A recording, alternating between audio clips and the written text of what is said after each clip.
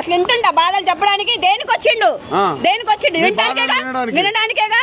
మరి ఎందుకు వచ్చిండు? వచ్చి ఇట్లా హాయ్ అని చెప్పడానికి వచ్చిండా? ఆయన చెప్పుకుంటూ వెళ్తుండా? అంతేగా. అసలు ఆగుతుండా? ఆగు అన్నాను, ఆగుతుండా?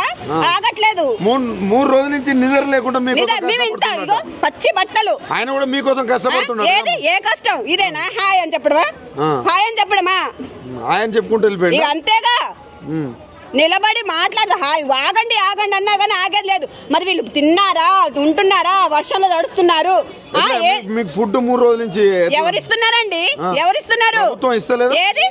ఏది కనీసం వాటర్ ఇగో ఆయనకి ఏడ దోమలు కొడితే బీచింగ్ ఇప్పుడు వేసారు పొద్దున్న నుంచి. ఇప్పుడు ఆయన వచ్చే ముందు వద్దనని. ఎందుకంటే మేము చచ్చినా పర్వాలేదు, ఆయన సేఫ్ ఉండాలి. దోమలు కుట్టొద్దు, జ్వరం రావద్దు, ఏది రావద్దు, హాస్పిటల్ పాలు కావద్దు. ఆయన ఏసీలు వేసుకొని ఏసీలలో పండుకుంటాడు. మేమేం దోమలలో పడుకోవాలి.